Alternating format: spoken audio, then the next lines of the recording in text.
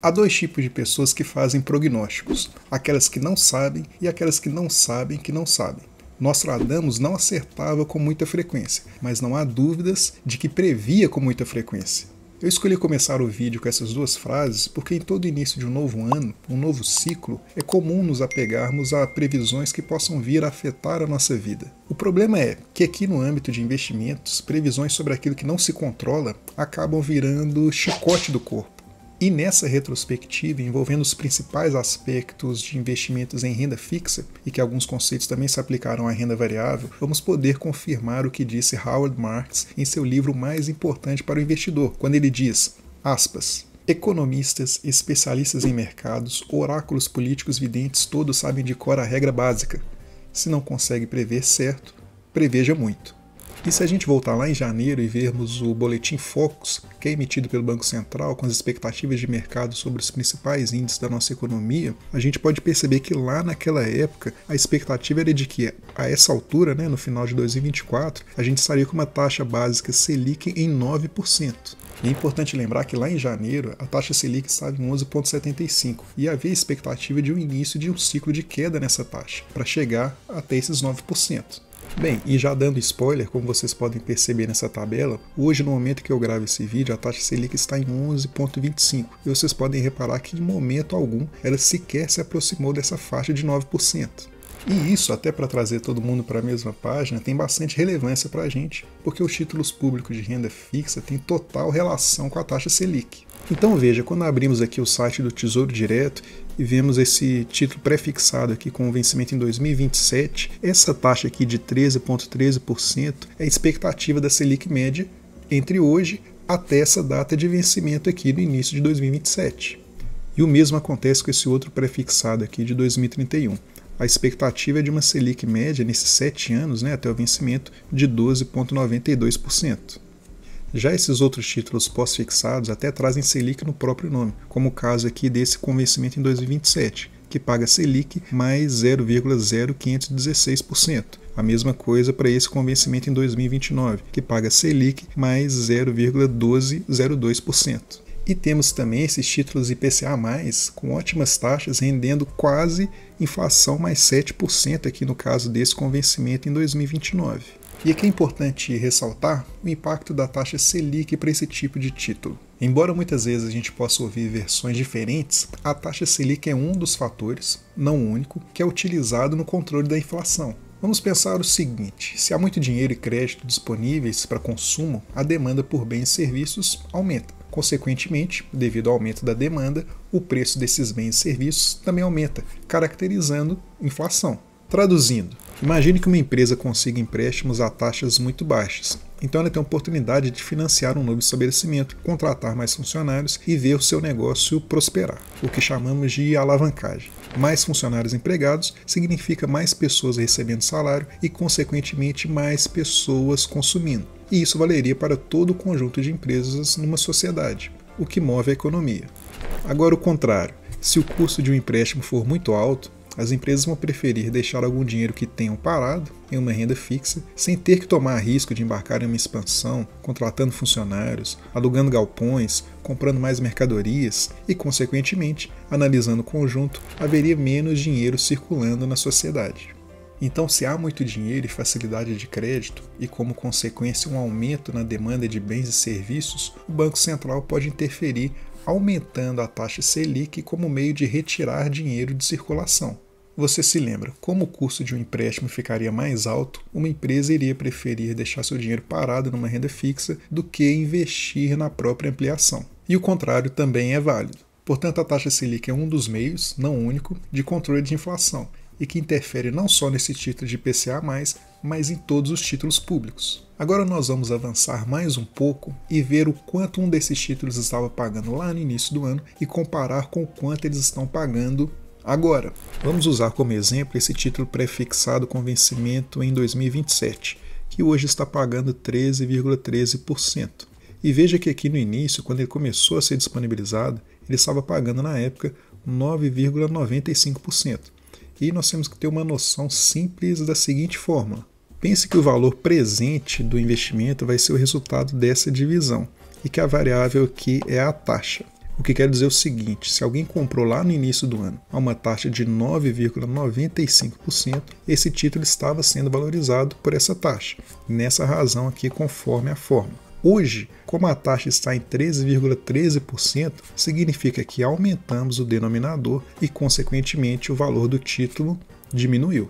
Pois é, então quem comprou esse título lá no início do ano, se levar até o vencimento, lá em 2027, vai receber esses 9,95% ao ano garantidos. Agora, se por acaso ele precisar vender hoje esse título, como a taxa atual é maior, consequentemente o denominador ali é maior, o valor a ser recebido seria uma quantia proporcionalmente menor do que aquela que ele investiu lá no início do ano.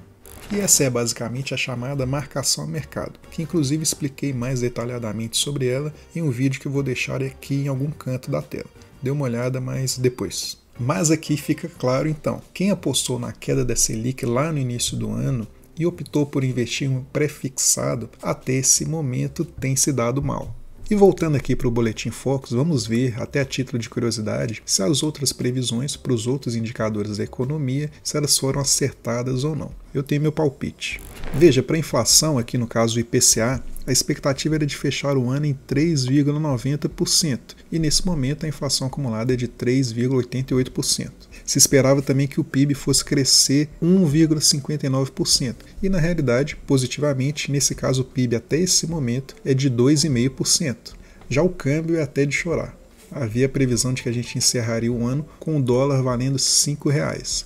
E hoje, no momento em que gravo esse vídeo, um dólar está custando R$ 5,74. Bem, então desses 4 itens não houve nenhum acerto, mas o fato do PIB ter subido acima do esperado deveria ser uma notícia positiva, certo? E digo isso porque havia expectativa, como vocês viram, de redução da taxa Selic, mas na verdade o que houve ao decorrer do ano foram aumentos. E uma das justificativas para esses aumentos foi justamente o fato do PIB ter subido acima do previsto. E aqui nessa reportagem isso fica bem claro nos trechos em que ela diz: com um aumento de 1,4% no PIB, a economia mostrou que segue aquecida, mas de forma intensa, o que gera alertas em relação à pressão inflacionária. Um crescimento do PIB mais intenso do que o esperado pelos agentes econômicos, como o que vimos recentemente, pode levar o Banco Central a aumentar a Selic para evitar que esse aquecimento econômico gere uma inflação que comprometa a estabilidade dos preços no país. Com mais pessoas empregadas e recebendo maiores salários, o consumo tende a aumentar, como havíamos falado anteriormente. Então fica a pergunta para você, para todos nós na verdade, com o ambiente político que a gente tem vivenciado no país no último ano, era de se esperar um PIB subindo acima do previsto? Você estava contando com isso? Eu não.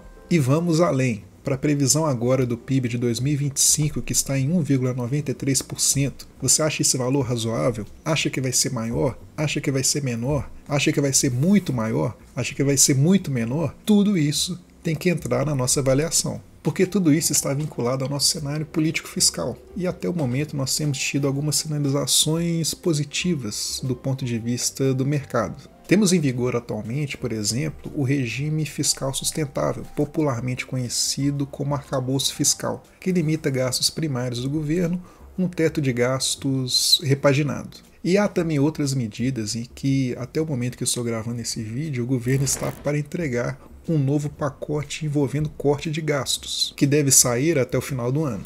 E aqui não podemos deixar de pontuar uma crítica de que, apesar desses cortes agradarem ao mercado e, consequentemente, beneficiar a nós, pequenos investidores, eles atingem algumas áreas sensíveis do governo e do país, como seguro-desemprego, Bolsa Família e benefício de prestação continuada, apenas para citar alguns programas sociais. Ou seja, os cortes, eles vêm, mas será que eles vêm das áreas corretas?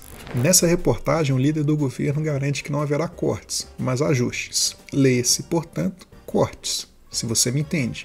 Enfim, mas é algo que faz preço no mercado e interfere em todas aquelas taxas de pré-fixados, pós-fixados e títulos indexados à inflação. Então, dando uma de Nostradamus aqui, acredito que essas medidas abrem espaço para o início de um novo ciclo de queda na taxa de juros que podemos começar a ver agora em 2025. Isso favoreceria os títulos pré-fixados e os indexados à inflação, que têm a sua parte pré-fixada, especialmente quando tratamos das possibilidades de ganhos com marcação a mercado.